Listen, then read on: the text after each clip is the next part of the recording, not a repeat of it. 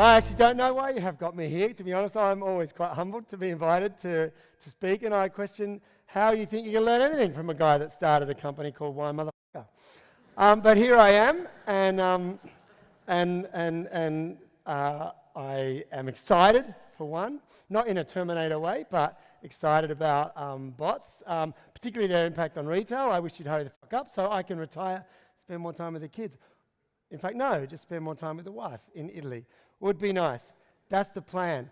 Rob pretty much covered. I've only got half an hour, and I know that you guys got a bit loose last night. It's the end of the day, so you're probably a little edgy. So I'm going to share some stories, and also I know after this you've got to get ready and then go out to dinner, and I have not made a career of standing in the way of people and alcohol.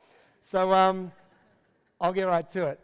I'm not really someone that's going to give you some, I'm not going to sort of give you information or any advice on what to do, because I have, as Rob so kindly pointed out, fucked up more than I have made work. And I think in today's world, stuff moves fast, and you can kind of only learn, or I like to learn from people who are doing, and I have been doing, and it is kind of working now, and I've got some stuff that I would like to share along the story that I think has been either a big learning not to do or a big one to do.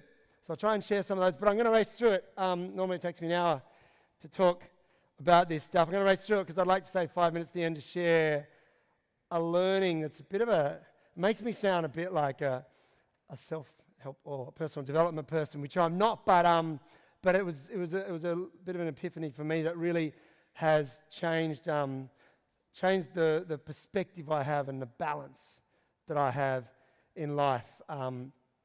Which sounds a bit cryptic, but I'm going to just plant that one on you and say 5 minutes to get to it. So, well, all right, look, I'll start with just a few, I'll flesh out a little bit of the stuff that led me to Vinomofo, which Rob danced through. I was a kid actor. I did have a massive crush on Olivia. I did ask her out. She didn't say yes. She didn't stay sweet, by the way, Rob. But still she said no, and she wasn't sweet either. But she was my first crush. I was a massive nerd in primary school, like before it was cool, before there were any role models for nerds. I was Dungeons and Dragons in the library, getting bashed up by the cool kids at school. So I hated school. And was quite scarred by it, actually. And anyway, I left school. I wanted to be in business, so at the time there wasn't like a business degree, so I did an accounting, well, half an accounting degree. And then I decided that I would just start a business with my dad, who was an entrepreneur, who had wanted to be an entrepreneur. He worked for international companies. But Dad by then was an alcoholic and quite deep in it. So I was like armed with half an accounting degree and not super armed with what it would take to build a business. And Dad was an alcoholic, and we didn't even like each other before that. He kicked me out of home when I was 16. So that was a massive balls up, in Rob's words. That was a financial and emotional disaster. So I fled that, ran up to Queensland to sort of, and became an actor for a while, which I didn't love and to be honest wasn't that great at. And then I moved back to Sydney and I sang in bands. Actually that was the one thing that I did fail that I wish I hadn't. You know, people talk about no regrets. I got heaps of regrets. I don't buy into that. But I really wanted to be a singer. I really wanted to be a rock star, but that didn't work out either. I started a theatre production company that was going to transform the face of independent theatre in Sydney, and our first production, which was fully professional and had sponsors, and it was at the Sydney Wharf Theatre, and we lost $160,000, and it got cut 2 weeks short, so settled with those debts. I think I'd almost by that stage paid off the debts that I walked away from the business with Dad on. Anyway, settled with those. We became an events management company to pay the actors and the lighting crew and the theatre back the debts we owed them. Did that for a couple of years, and it was at that state as a sort of a unemployed actor, singer, but relatively out of debt. I went and got a part-time job in the customer service centre of a wine company in Sydney called Cellar Masters. I quite liked it. Didn't think I would suddenly become a wine entrepreneur. I wanted to be a filmmaker. So I met my wife during this time, who was an actor as well. She was a good actor, and by I mean good, I mean she was employed in quite a good show, and so on a good wage. And so we talked about what we would do, and I said, like, I'll quit my job in the customer service centre, and I'll for once learn a craft. So I plan to take a year off and learn how to film and edit and produce movies, I thought, and write some stuff. So that's what we did. I quit the job. She had a good gig in a cop show that was going really well, and we bought a house in Sydney. It was our first house. It's a pretty big mortgage, but that's all right. She was doing well. 3 days after we settled on the mortgage, her show got canned, so we were both unemployed, which was super good planning. And my wife was freaking out because she quite reasonably freaks out about such things as, shelter and food. And anyway, I was like, I'm telling this story because this is the one cool thing that I did do in 20 years of not such cool things professionally. Anyway, so I was trying to be responsible. I was like, don't worry, honey, I've got this sorted. Just I'll work it out. I'll start my video production company like today. So I grabbed, I had a DVD that a friend of mine who was a film composer had produced for the South Australian Film Corporation, which was like this epic production showcasing, places that American companies could film their movies at. So it was all this sweeping helicopter shots of like the Flinders Ranges and Kangaroo Island, the Barossa Valley, and it was awesome, right? And I just had it because I was like, okay, this is what I need to learn how to do.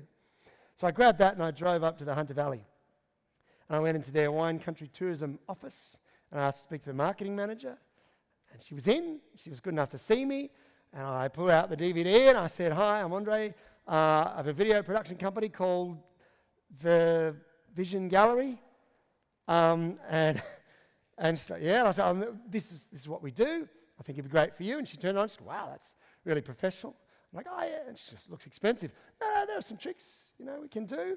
Just no idea what I was doing. Anyway, she's like, yeah, that'd be great. How much would it cost us to do this? It's about $5,000. She's like, okay. I'm like, and half up front. She's like, okay. I'm like, okay. So grabbed that, we signed the paperwork, and I drove back to Sydney, and I stopped in a second-hand electronics store, and I bought a camera and a piece of editing software, some Adobe Premiere software, and that was like the last money that I had. And I went back to my wife and said, it's all right, honey. I've started my video production company. We're not both unemployed anymore. And that was the beginning. And because it was for a wine tourism company, and it went all right, I did end up, it was quite funny, I had to sell it, because I sold them on the helicopter shots, right, the aerial shots.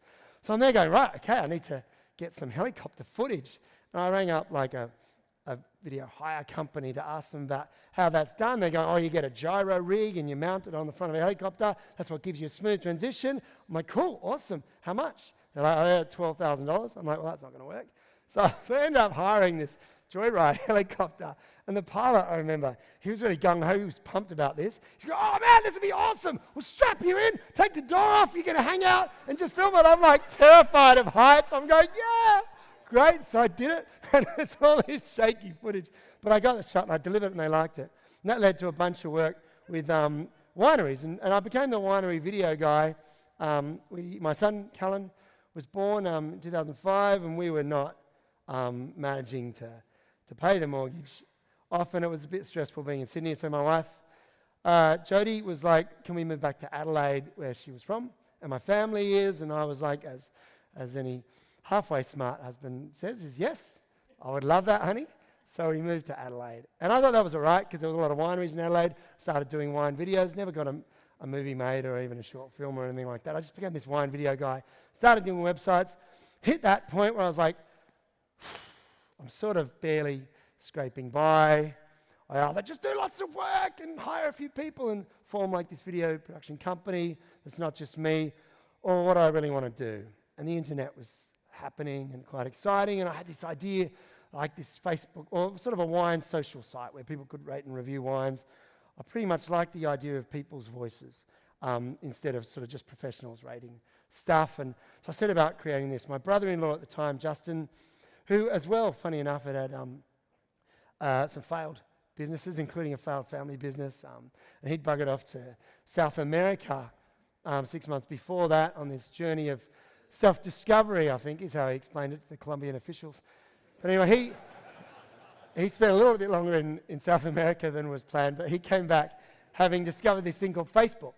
which I'm sure you understand what Facebook is. Anyway, he discovered it when it was really quite new, and it was 2006.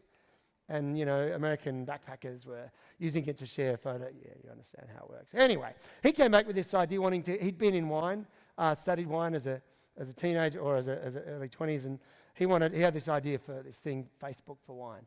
So one Christmas, 2006, Christmas Eve, at my house, we're cooking, and we're talking about, he just got back, we're talking about our business ideas, and we're super pumped. I got this idea for like a wine community site online, and he's like, I got an idea for like a wine social site. And we're like, that's kind of the same thing. That's cool. No, best of luck. I'm sure there's plenty of room in the market for, that's stupid. We should go into business together. And we hated each other.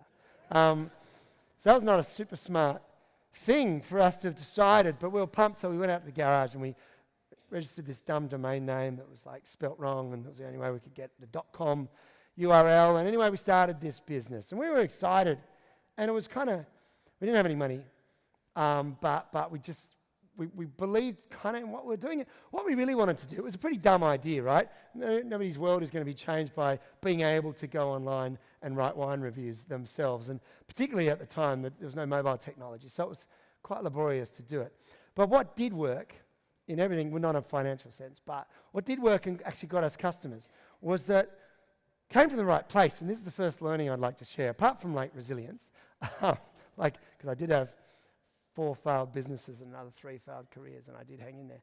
But what we did was we were like just, T-shirts and sneakers and occasional bad language, but we loved wine, and we were quite happy to spend, everyone chooses what they're happy to spend money on. Some people, clothes, and other people holidays, and other people, are savers. And with me it was wine. I had no money, but I'd rather spend $80 on wine than $80 on a pair of jeans, so that was my thing. And we were both like that, and we knew a lot of younger people that loved wine, but at the time wine was kind of a bit bow ties and bullshit, we used to call it. Like it was cranky old men were the leading voices in wine, and wine was sort of elitist and conservative and a bit snobby, and I think we used to feel like you were made to feel a bit stupid. And we found it intimidating to walk into a good wine store or look at a wine list, and we thought, well, that's dumb. It shouldn't be like that. So how about we just talk like normal and make wine fun? So that's what we did, and that's what did resonate, because a bunch of people were like, that's cool.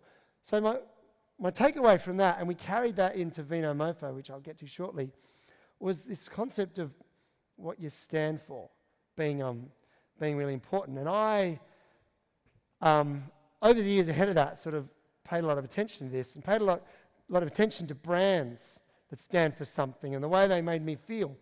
And a good analogy that's getting a little tired now, but I haven't had any new material for 4 years, so I'm just going to go with it, is like Apple. So I got an iPhone, right? Who's got an iPhone? Just hands up.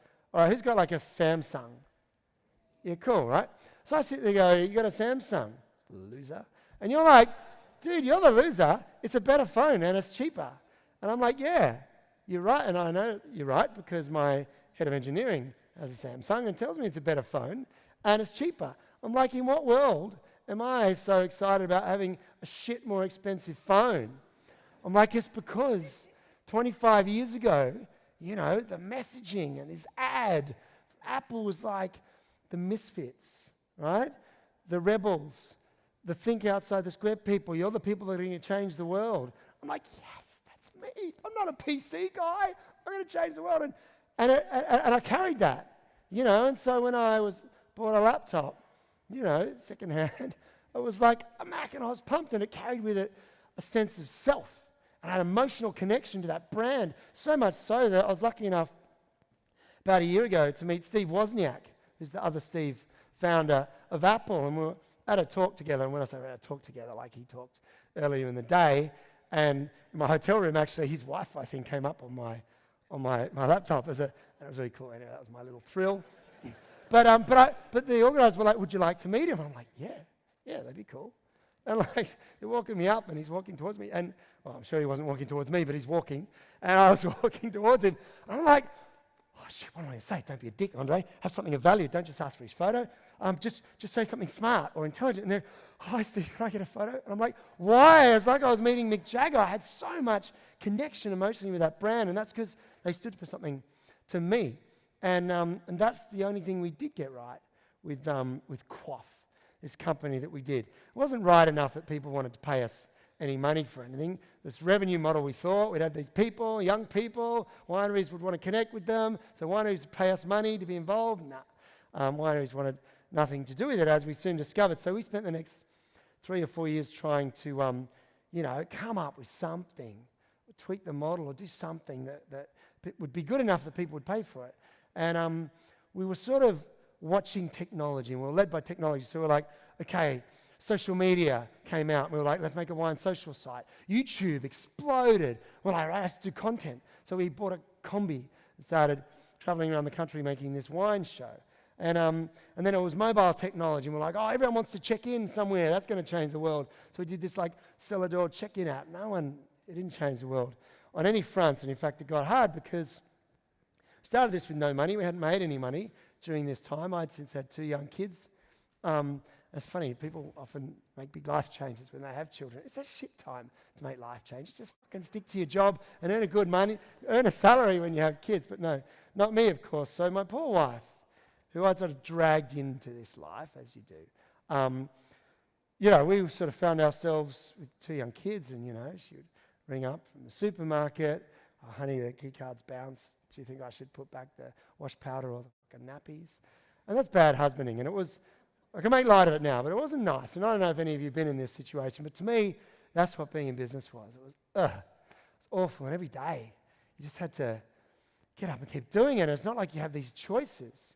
You know what I mean? Because you're kind of in it. And my choice, I guess, was to go back and get a job with someone. But at some stage, that becomes a bit torturous because you've ignited a dream and you've become your own boss and you've had independence. Yeah, the independence to be able to work 60 to 80 hours a week and all the freedom to do whatever you like with no money and whatever you like to try and make the money. And that was our life. And my wife, quite rightly, I remember it was 3 years into it, after Christmas 2008, we sat down and Christmas is sort of like, if things are good in your life, I think Christmas is a great time.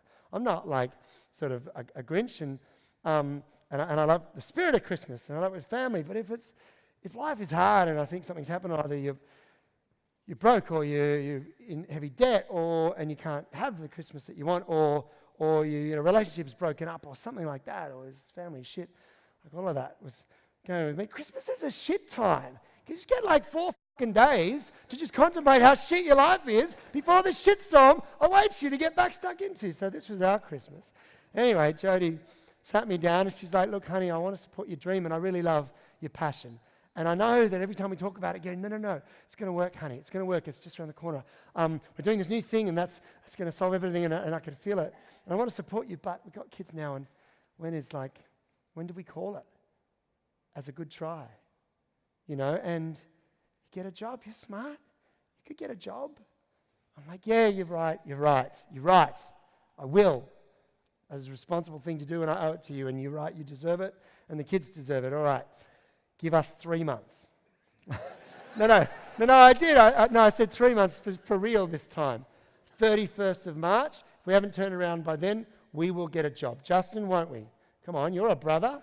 And we were the hope, like the families had no money extended, so we were it for extended families, and God, the poor things. Anyway, so we did that. So we were like, we'll go out and try and raise some money. So we went out and we tried to raise money, and we pitched our hearts out to anybody that would listen. And constantly it was like with our constructed business model, for the pitch.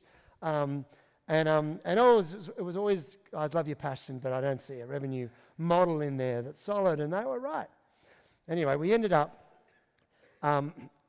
March 31st came and went, and I, like any good husband and responsible parent would do, just avoided the conversation and just slunk around and changed the scene at dinner time, which is not actually good husbanding at all and not good humaning. But good thing too, because a couple of months later we did get did get a person stupid enough to give us a little angel investment that allowed us to keep going. So we got this injection of hope, right? So we're like, right, let's do it. What's all the things that we wanted to do, but we've been so busy just trying to catch up for next week. And so we did a few. What we did is we bought a combi that actually worked, because the last one we thought didn't work, and we went all in on this show, traveling around the country, and we did a bunch of stuff. And we started burning through the cash. And 12 months later, the investor wanted his cash back. And we're like, that's awkward because we've spent a lot of it. And anyway, we wanted to do the right thing. So we converted it to a loan and set about paying him back, and which got us right back in the shit.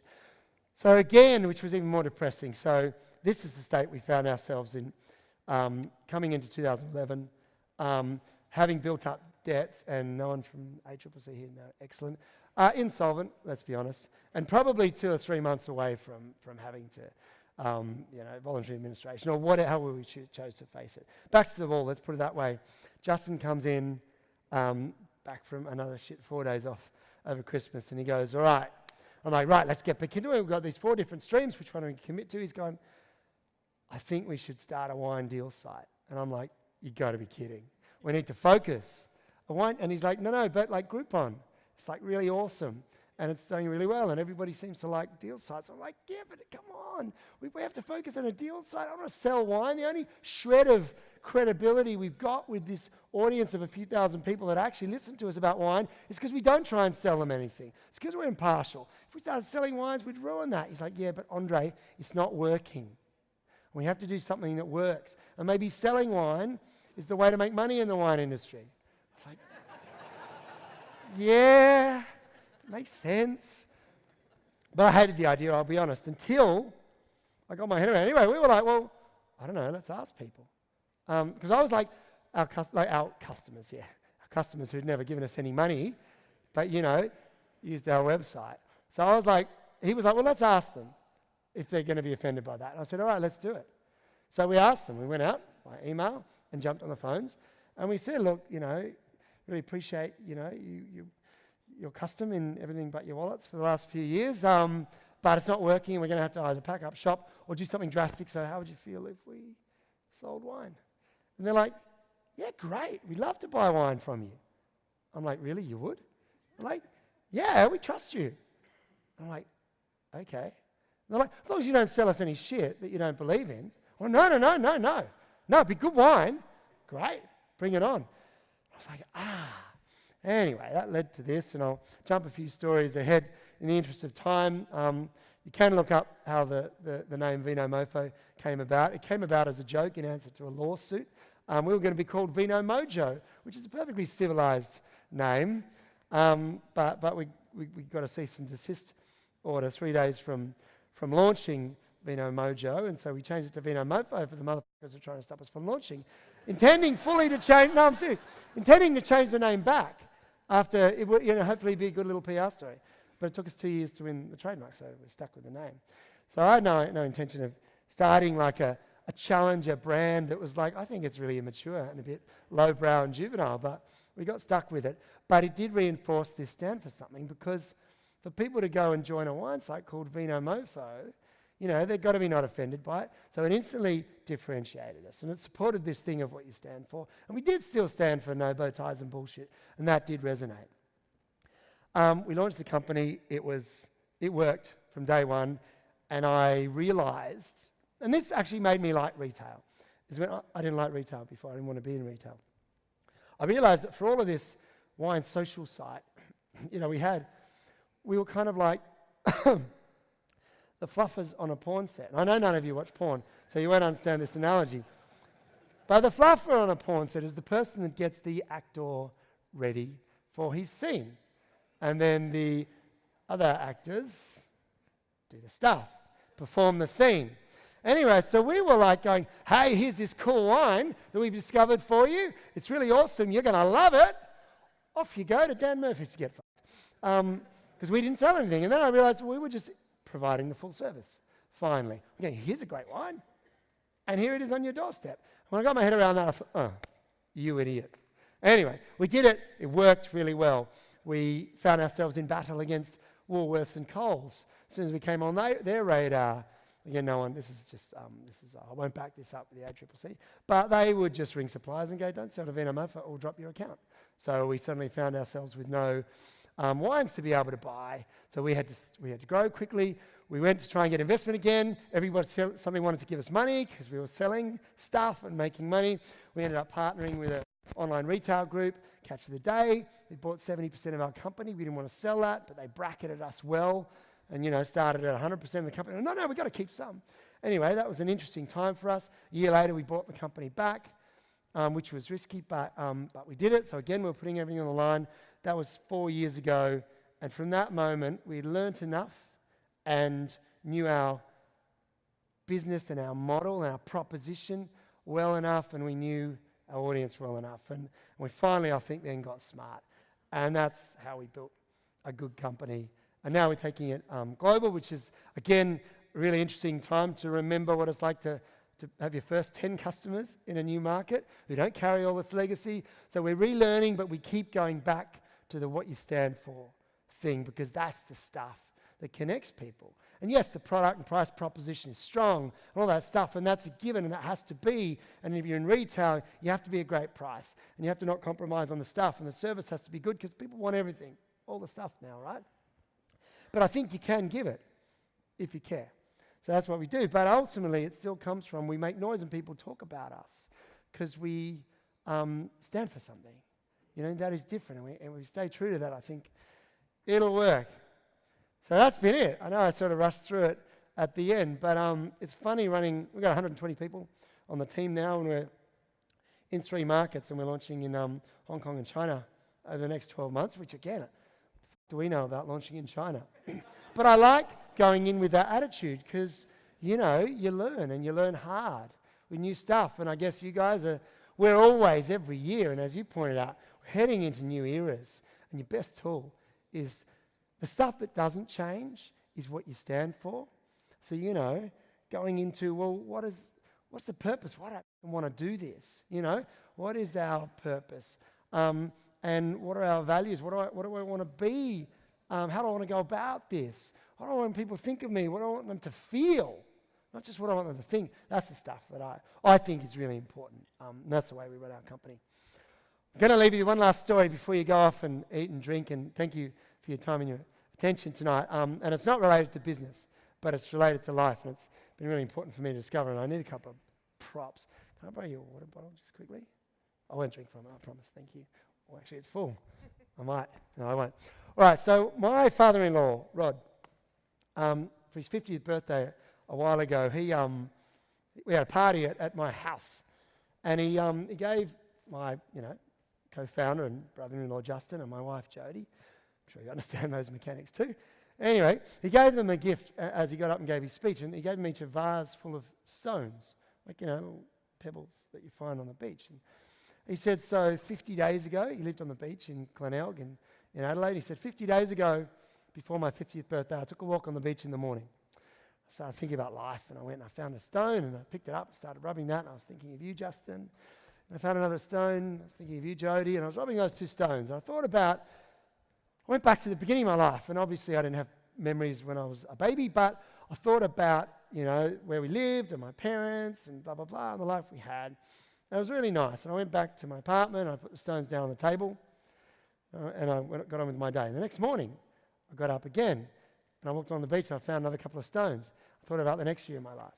And he said, and I've done this every day for 50 days, and as I got old enough, he said I was shocked, and I'm shocked too, because he's got a shit memory, but he's like, all of this stuff came back to me, and people, and places, and stories, and relationships, and dreams, and cars, and stuff, both mundane and profound, came back to me, and it was, anyway, here, and I kept all these stones, and here's my life in these stones, and he gave it to them, and they're like typical kids. I think kids stay kids even when they're 40. They're like, oh, thanks, Dad. But I was profoundly moved by that. I thought, wow, that's deep. So for my 40th birthday, just 5 years ago, I did the same thing. I'm not a walk on the beach, pick up stones kind of guy, but I'm a writer, so I started writing. So 40 days out from my 40th birthday, I started writing about my life, and I'm also got a bit manic, so I jumped around a few years, but I was ringing parents, ringing friends, and I got all the pieces together. So for my 40th birthday, which was naturally an occasion to connect with a bunch of people from my past, I had gone through this process and all these stories and all this stuff in my life and chunks that I had not thought about for such a long time, but when I realized were big in my life, all came back to me. Anyway, cheesy to say, but I really did on my 40th feel complete for that. But what concerned me was that there was a whole lot of stuff, apart from some big beat moments like my wedding and the birth of my children and stuff, a lot of the memories were like removed. And they're like someone else's memories. And even though I could sort of look at them objectively, I didn't feel connected with them. And it was like I was looking at a movie through like a blurred filter. And I couldn't figure out why, but I thought about it for a long time. And I had this realization, and this is the epiphany. Look, it might be you guys go, yeah, or you might go, wow. I'm going to share it with you in here because I went, wow. But then again, I've just told you about my life, and you probably think I'm an idiot. But I'll tell you anyway. So I realized this life starts here, right? When you're born. And it sort of goes along, it'll take a few paths or whatever, and it ends over here when you die. And you've had a path, and every day is your life, right? And that's the path of your life, if you like. What was happening to me, and what actually happens, of course, with everybody. Can I borrow you? Something you'd like to represent as a life? That's cool. What do you want? Anything. Phones, thank you. Thank you so much. So, that's sort of what actually happens, of course, and what was happening to me is you head over, and this is the life you imagine you'll have. But it kind of goes off along here, right? And you find yourself here, and oops, didn't think I'd take that career path, or oops, didn't think I'd be divorced at 40, or oops, didn't think my kids would, one of my kids would be autistic, or didn't think whatever happens, right? And it's going to end up over here and die over here, which is cool, right? Unless, like I was doing, you're thinking your life is over here, and you guys are all self-starters, and you're obviously quite ambitious, or you've got dreams, like look, most people do, but I realized that I was spending my life worried about here, as in, I want to be making movies, or I wanted to be an actor, or I wanted to be a singer. Why isn't that happening? And I realized that we all, I think, spend so much time measuring our life in this distance we are away from what we thought life was going to be or what we want to be doing. And even if we're on the right path, it's still ahead, right? We're goals focused. And we're so working towards a goal. And I realized that if I keep going and doing this, I'm going to get to here. And if I've spent all my life, this is going to have been my life, whether I liked it or not. And if with all my failures, I thought, the only failure would be if I got to here, and on my deathbed call it, had wasted my life worrying about this doesn't exist. This is nothing. This was my life. And I thought of all the pressure of messages we get of live every day like it's your last and follow your dreams and chase it. Bullshit. Too much pressure. God, who can live like that? I thought it's more important. They're just your plans. It's more important than anything just to acknowledge that the dots every day that you're actually living is your life. Because at the end of it, when you get to it, actually doesn't matter what happened, except that you acknowledge that that was your life. Because that's how you're going to be happy, right? I thought, shit, I haven't done that my whole life. Probably not since I was 4. So I really changed it. I went, okay, here I am. And look, in fairness, it was easier to do because I wasn't completely fucking life up by that stage, but I changed it, and I certainly didn't have any less pressure in my life at that stage. I was trying to build this multinational company. I had a lot of staff, and it was mind-blowing, but all this weight lifted off me because that was just stuff. And today was today, and it helped me connect with my kids because I was like, well, I'm here now with you guys. And, and so it really changed my perspective. And I remember chatting with someone a few years later and telling them the story, and they were like, it's like someone in an audience, they went, oh, so like, life's a journey, not a destination. I went, oh yeah. So it's not the most original thought that anybody's had in the world, but it really did resound for me. And I thought, well, I'm just going to try and share that with everybody that I can, because somebody will go, yeah, I'm not doing that either. And you're right, I should do that. And I know it sits in conflict with you've got to achieve and you want to do great things with your life, which I do, but it helps you go, that's the plan. Doesn't actually make or break my life, whether it works out or not. The important thing is I go, hey, this is my life today. It's good or it's not, but it's what I make it. And I always talked about happiness being a perspective, not a thing, not not a product of what's going on in your life. And that's really, I think, made me a better person, certainly a happier person. Thank you so much for listening to me. Hope it hasn't wasted your time entirely. Thank you for your phone and your drink and your pleasure, and have a great dinner.